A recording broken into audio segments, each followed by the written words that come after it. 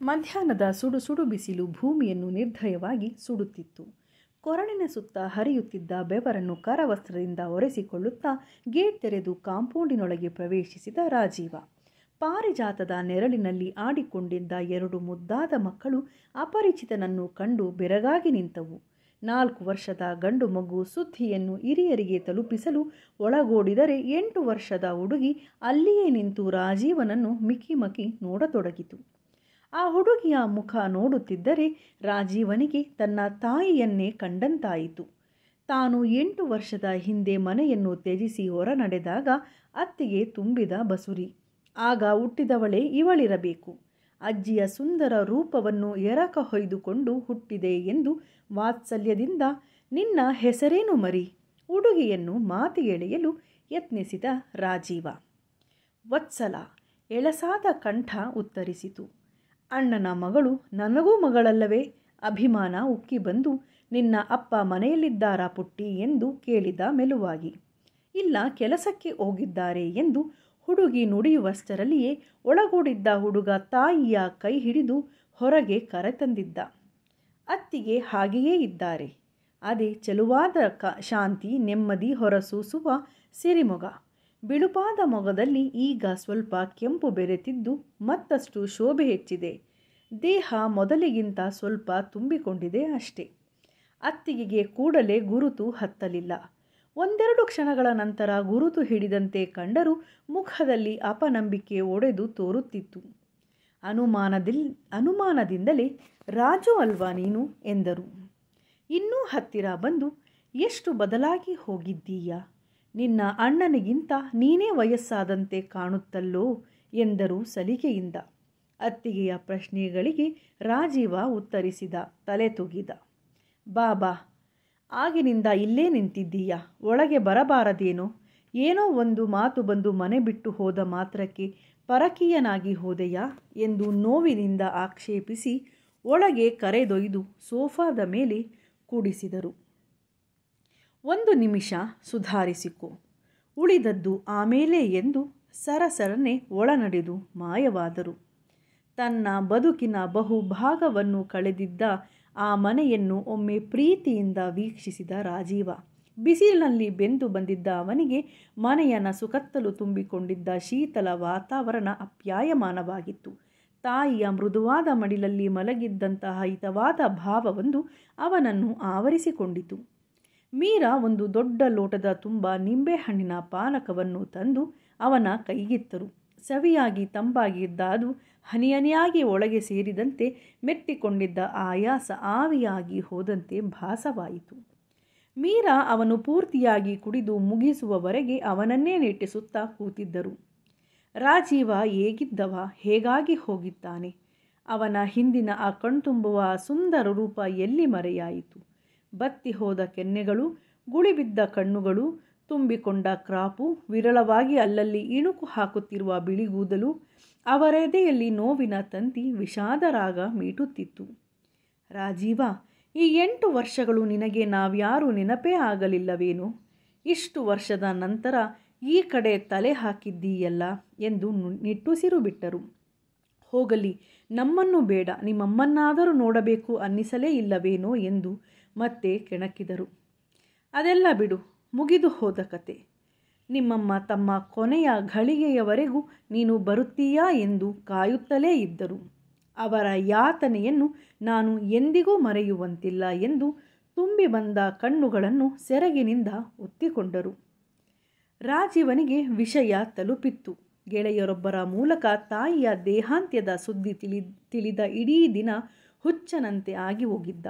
ವಾಪಸ್ಸು ಊರಿಗೆ ಹೋಗಲೇ ಎಂಬ ಅನಿಸಿಕೆ ಮೂಡಿತಾದರೂ ತಾಯಿಯೇ ಇಲ್ಲದ ಆ ಮನೆಗೆ ಹೋಗಿ ತಾನು ಮಾಡಬೇಕಾದಾದರೂ ಏನು? ಮತ್ತೆ ಅಪ್ಪನ ದರ್ಪ, ವ್ಯಂಗ್ಯ, ಅಹಂಕಾರ ತುಂಬಿದ ಮಾತಿಗೆ ಬಲಿಯಾಗುವುದರ ಹೊರತಾಗಿ ಮತ್ತಾವ ಫಲವೂ ಇಲ್ಲ ಎಂದುಕೊಂಡು ಮನಸ್ಸನ್ನು ಕಲ್ಲಾಗಿಸಿಕೊಂಡು ಸುಮ್ಮನಾಗಿ ಬಿಟ್ಟಿದ್ದ. ಈಗನಿಸಿತು ರಾಜೀವನಿಗೆ, ತಪ್ಪು ಮಾಡಿದೆ, ಬರಬೇಕಿತ್ತು, ಆಗ ನಾನು ಬರಬೇಕಿತ್ತು. ಇಲ್ಲೇ ಎಲ್ಲೋ ಅಲೆಯುತ್ತಿದ್ದ ತಾಯಿಯ ಆತ್ಮಕ್ಕೆ ಶಾಂತಿ ದೊರಕುತ್ತಿತ್ತೇನೋ ಎಂದು. ಕೂಡಲೇ ನಗು ಬಂತು. ಇದ್ದಾಗ ಸಿಗದ ಶಾಂತಿ ಸಮಾಧಾನ ಸತ್ತ ಮೇಲೆ ಸಿಗುವುದಾದರೂ ಹೇಗೆ ಅನ್ನಿಸಿತು. ರಾಜೀವ ಎಲ್ಲ ನಂಬಿಕೆಗಳಿಂದ ಕಳಚಿಕೊಂಡು ಬಹುದಿನಗಳೇ ಆಗಿ ಹೋಗಿತ್ತು. ರಾಜೀವ ಮಾತಿಲ್ಲದೆ ಯೋಚನೆಗಳ ಹುತ್ತದಲ್ಲಿ ಸೇರಿ ಹೋಗಿದ್ದು ಕಂಡು ಮೀರಾನೇ, ನಿನ್ನ ವಿಷಯ ಹೇಳು, ಏನು ಮಾಡಿಕೊಂಡಿದ್ದೀಯಾ? ಮಕ್ಕಳೆಷ್ಟು? ನಿನ್ನ ಹೆಂಡತಿಯನ್ನು ಯಾಕೆ ಕರೆದುಕೊಂಡು ಬರಲಿಲ್ಲ? ರಾಜೀವ ಉತ್ತರಿಸುವ ಗೋಜಿಗೆ ಹೋಗದೆ ವಿಷಾದದಿಂದ ನಕ್ಕ. ಅವನಿಗೆ ಮಾತಾಡುವ ಮನಸ್ಸಿಲ್ಲದ್ದು ಕಂಡು ಮೀರಾ ತಾವೇ ಇಲ್ಲಿಯ ವಿದ್ಯಮಾನಗಳನ್ನು ಅರುಹತೊಡಗಿದರು. ನೀನು ಹೋದ ಮೇಲೆ ಅತ್ತೆಗೆ ನಿನ್ನದೇ ಕೊರಗಾಗಿ ಹೋಯಿತು. ಮೊದಲೇ ಇಳಿ ವಯಸ್ಸಿಂದ ಸೋತಿದ್ದ ಅವರಿಗೆ ನೀನಿಲ್ಲದೆ ಬಹುದೊಡ್ಡ ಆಘಾತ ಉಂಟು ಮಾಡಿತು. ಯೋಚನೆಗಳು ಹೆಚ್ಚಾದಂತೆ ಅವರ ಮನಸ್ಸಿನ ಸಮತೋಲನವೇ ತಪ್ಪಿ ಹೋಯಿತು. ನೋಡು, ಕೂತೇ ಬಿಟ್ಟರು, ನಿಂತರೆ ನಿಂತೇ ಬಿಟ್ಟರು, ಊಟ ಮಾಡಿದರೆ ಉಂಟು, ಇಲ್ಲದಿದ್ದರೆ ಇಲ್ಲ. ನಿನ್ನ ವಯಸ್ಸಿನ ಯಾವ ಹುಡುಗರನ್ನು ಕಂಡರೂ ಸರಿ, ರಾಜು ಎಂದು ಓಡಿ ಹೋಗಿ ತಪ್ಪಿಕೊಂಡು ಬಿಡುತ್ತಿದ್ದರು. ಮಾವನವರಂತೂ ಅವರನ್ನು ಹಿಡಿಯುವುದರಲ್ಲಿ ಹಣ್ಣಾಗಿ ಹೋಗುತ್ತಿದ್ದರು. ಅವರ ಉಪಟಳ ತುಂಬ ಹೆಚ್ಚಾಗಿದ್ದರೂ ತಮ್ಮ ಕಣ್ಣಿಗಿಂತ ಹೆಚ್ಚಾಗಿ ಅವರನ್ನು ಕಾಪಾಡಿದರು. 2 ವರ್ಷಗಳ ಕೆಳಗೆ ಅತ್ತೆ ತೀರಿಕೊಂಡ ಮೇಲೆ ನಿಮ್ಮ ತಂದೆ ಪೂರ್ತಿ ಕುಸಿದು ಹೋದರು. ಒಂದು ದುರ್ದಿನ ಇದ್ದಕ್ಕಿದ್ದಂತೆ ಅವರಿಗೆ ಪಾರ್ಶ್ವವಾಯು ಬಡಿದು ಅವರ ಇಡೀ ದೇಹ ಸ್ವಾಧೀನವೇ ತಪ್ಪಿ ಹೋಯಿತು. ಎಲ್ಲ ಹಾಸಿಗೆಯ ಮೇಲೆ ಆಗಬೇಕು. ಮಗನನ್ನು ನಾನೇ ದೂರ ಮಾಡಿಕೊಂಡೆ ಎಂದು ಸುಮ್ಮನೆ ಕಣ್ಣೀರು ಸುರಿಸುತ್ತಾರೆ. ಈಗ ನಿನ್ನನ್ನು ನೋಡಿ ಅವರ ಜೀವಕ್ಕೆ ಹಾಯೆನಿಸಬಹುದು. ಈಗ ತಾನೇ ಚೂರು ಹಣ್ಣಿನ ರಸ ಕುಡಿದು ಮಲಗಿದ್ದಾರೆ. ಎದ್ದ ಮೇಲೆ ಹೋಗಿ ನೋಡುವೆಯಂತೆ. ಅತ್ತಿಗೆಯ ಮಾತುಗಳನ್ನು ಕೇಳುತ್ತಾ ಇದ್ದಂತೆ ರಾಜೀವ ಒಂದು ಕೆಟ್ಟ ಸಂಕಟವನ್ನು ಅನುಭವಿಸುತ್ತಿದ್ದ. ಬದುಕಿನ ಅಗಾಧವಾದ ಪಯಣದಲ್ಲಿ ಕೇವಲ 8 ವರ್ಷದ ಅವಧಿಯಲ್ಲಿ ಇಷ್ಟೆಲ್ಲ ಘಟಿಸಿ ಹೋಯಿತೆ. ಪ್ರಾಣಕ್ಕೂ ಮಿಗಿಲಾಗಿ ಪ್ರೀತಿಸುತ್ತಿದ್ದ ತಾಯಿಯ ಸಾವಿಗೆ ನಾನೇ ಕಾರಣನಾದನಲ್ಲ ಎಂಬ ನೋವು ಅವನ ಕಣ್ಣಂಚಿನಲ್ಲಿ ನೀರಿನ ರೂಪದಲ್ಲಿ ಮಿಂಚುತ್ತಿತ್ತು. ಬದುಕಿನಲ್ಲಿ ಎಲ್ಲವನ್ನೂ ಕಳೆದುಕೊಂಡ ನಿರ್ಭಾಗ್ಯನಂತೆ ಕುಳಿತಿದ್ದ ಅವನನ್ನು ಕಂಡು ಮೀರಾ ಮರುಕ ಉಕ್ಕಿ ಬಂದಿತು. ನೋಡಿಲ್ಲಿ ರಾಜು, ನಡೆದಿದ್ದಕ್ಕೆಲ್ಲ ನೀನೇ ಕಾರಣ ಎಂದುಕೊಂಡು ಕಂಬನಿಗರೆಯಬೇಡ. ಏನಾಗಬೇಕೆಂದಿತ್ತೋ ಅದು ಆಗಿ ಹೋಯಿತು ಅಷ್ಟೇ. ಅದಕ್ಕೆಲ್ಲ ನೀನು ಕಾರಣ ಹೇಗಾಗುತ್ತೀಯ ಹೇಳು? ನಿಮಿತ್ತ ಅಂದುಕೋಬೇಕಾದರೆ ಇಷ್ಟೆಲ್ಲ ದುರಂತಗಳು ನಮ್ಮ ಮನೆಯಲ್ಲಿ ನಡೆಯಬಾರದಿತ್ತು. ಏನು ಮಾಡುವುದಕ್ಕಾಗುತ್ತದೆ? ಎಲ್ಲ ವಿಧಿಲಿಖಿತ. ಹಿಂದಾದರೆ ಇಂತಹ ಮಾತುಗಳಿಗೆ ರಾಜೀವ ಗೊಡ್ಡು ವೇದಾಂತ ಎಂದು ನಕ್ಕು ಬಿಡುತ್ತಿದ್ದ. ಕೆಲವು ಸಲ ಇಂತಹ ಮಾತುಗಳಿಂದಲೂ ಗಾಯಗೊಂಡ ಮನಸ್ಸಿಗೆ ಸಾಂತ್ವನ ಸಿಗುವುದು ಸುಳ್ಳಲ್ಲ ಅನ್ನಿಸಿತು. ರಾಜೀವ, ನಿನ್ನ ಕಥೆ ಏನು? ನೆಮ್ಮದಿಯಿಂದ ಇದೆ ತಾನೇ ನಿನ್ನ ಜೀವನದಲ್ಲಿ? ಮೀರಾ ಮತ್ತೆ ಒತ್ತಾಯಿಸಿದರು. ರಾಜೀವನಿಗೆ ಬೇರೆ ದಾರಿಯೇ ಇಲ್ಲ. ಅತ್ತಿಗೆಯ ಒತ್ತಾಯಕ್ಕೆ ಅವನು ತಲೆಬಾಗಲೇಬೇಕಾಗಿತ್ತು. ಇವರಿಂದ ತನ್ನ ಬದುಕಿನ ಕರ್ಮ ಕಥೆಯನ್ನು ಮುಚ್ಚಿಡುವುದು ಸಾಧ್ಯವೇ ಇಲ್ಲ ಅನ್ನಿಸಿತು. ಬಣ್ಣಗೆಟ್ಟ ತನ್ನ ಬಾಳಿನ ಬಣ್ಣನೆಯನ್ನು ಎಲ್ಲಿಂದ ಪ್ರಾರಂಭಿಸಲಿ ಎಂದು ಪದಗಳಿಗೆ ತಡಕಾಡುತ್ತಿರುವಂತೆ ಮೀರಾ ಎಂಬ ನರಳಿಕೆಯ ದನಿ ಒಳಕೋಣೆಯಿಂದ ಕೇಳಿಬಂದಿತು. ತನ್ನ ಅಪ್ಪನ ದನಿಯೇ ಇದು.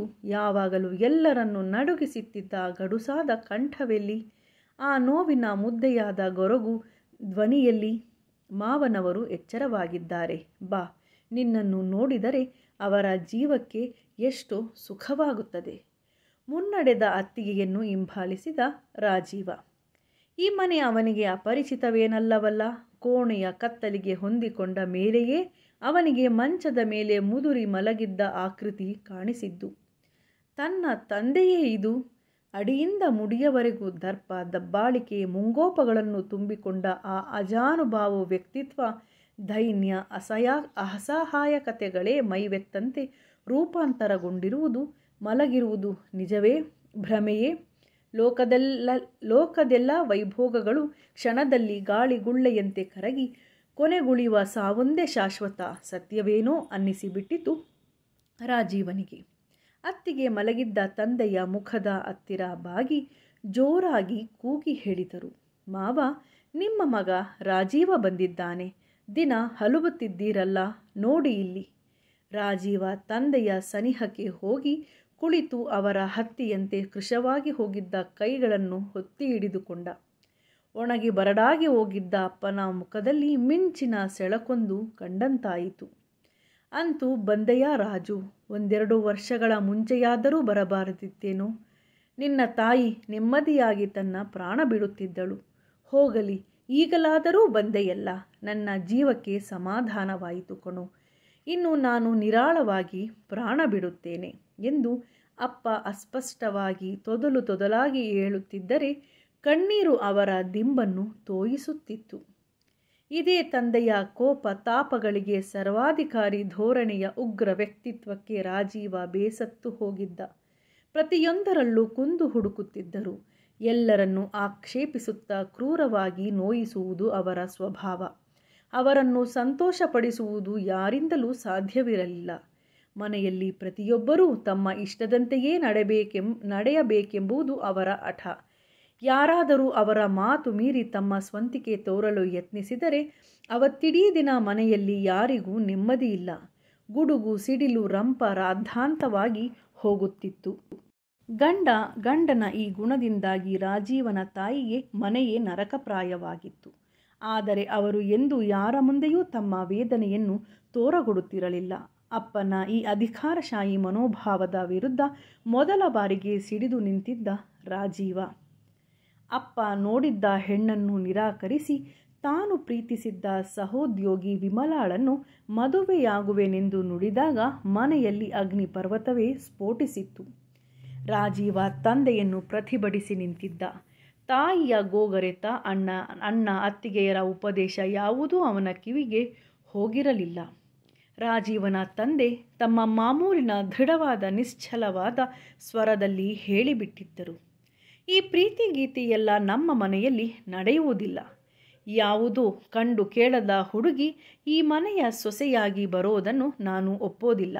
ಇದು ನನ್ನ ಮನೆ. ಇಲ್ಲಿ ನನ್ನ ಇಷ್ಟಕ್ಕೆ ವಿರೋಧವಾಗಿ ನಡೆಯುವವರಿಗೆ ಜಾಗವಿಲ್ಲ. ನಿನ್ನ ದಾರಿ ನೀನು ನೋಡಿಕೊಳ್ಳಬಹುದು. ರಾಜೀವನು ಅದೇ ತಂದೆಯ ಮಗನಲ್ಲವೇ? ಛಲದಲ್ಲಿ ಅವನು ಏನೂ ಕಡಿಮೆ ಇರಲಿಲ್ಲ. ಅಪ್ಪ ಹಾಗಂದಿದ್ದೇ ತಡ ಹೊರಟು ನಿಂತೇ ಬಿಟ್ಟಿದ್ದ. ತಾಯಿಯ ಅಳು ಗೋಳಾಟ ಅಪ್ಪ ಮಗ ಇಬ್ಬರನ್ನು ತಮ್ಮ ತಮ್ಮ ನಿರ್ಧಾರದಿಂದ ಹಿಂತೆಗೆಯುವಂತೆ ಮಾಡುವುದರಲ್ಲಿ ಯಶಸ್ವಿಯಾಗಿರಲಿಲ್ಲ. ಹೊರಟು ನಿಂತಿದ್ದ ರಾಜೀವನಿಗೆ ತಂದೆ ಕೂಗಿ ಹೇಳಿದ್ದರು, ಇವತ್ತಿಗೆ ನಿನಗೆ ಈ ಮನೆಯ ಋಣ ತೀರಿ ಹೋಯಿತು ಎಂದು ತಿಳಿದುಕೋ.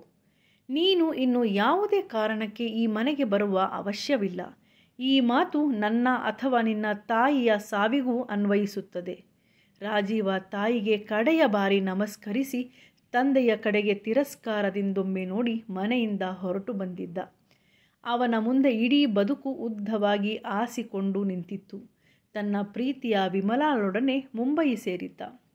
ಮನೆಯವರೊಡನೆ ಸಂಪರ್ಕವನ್ನು ಪೂರ್ತಿಯಾಗಿ ಕಡಿದುಕೊಂಡಿದ್ದ.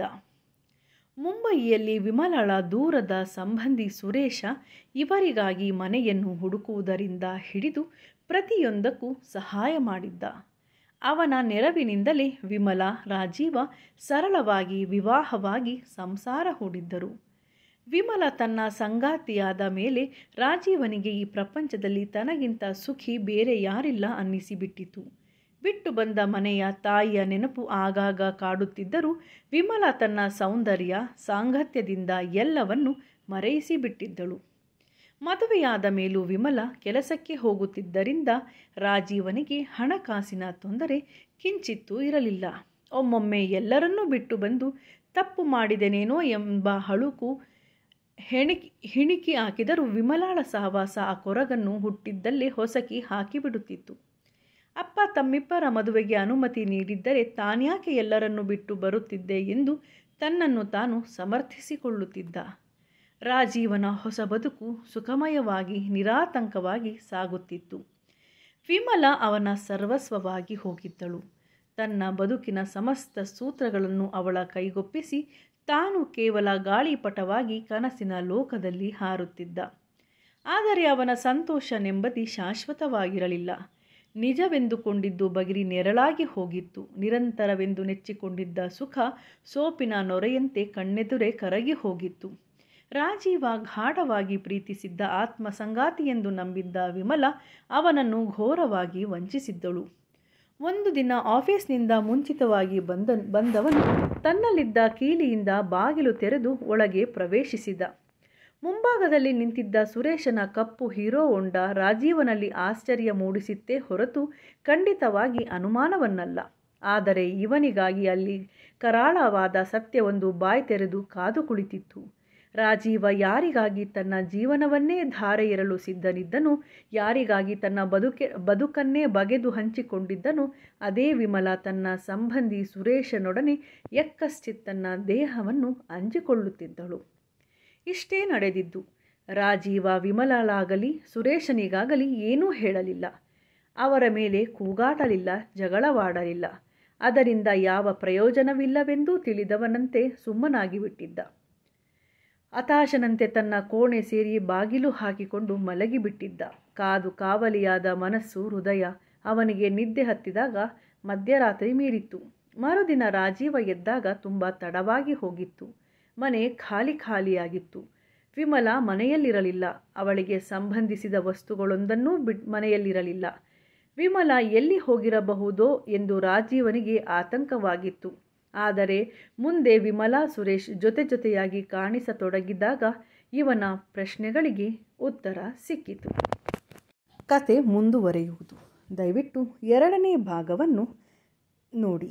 ಈ ಕತೆ ಇಷ್ಟವಾಗಿದ್ದರೆ ದಯವಿಟ್ಟು ಲೈಕ್ ಮತ್ತು ಶೇರ್ ಮಾಡಿ. ನಮ್ಮ ಚಾನಲನ್ನು ಸಬ್ಸ್ಕ್ರೈಬ್ ಮಾಡಿ.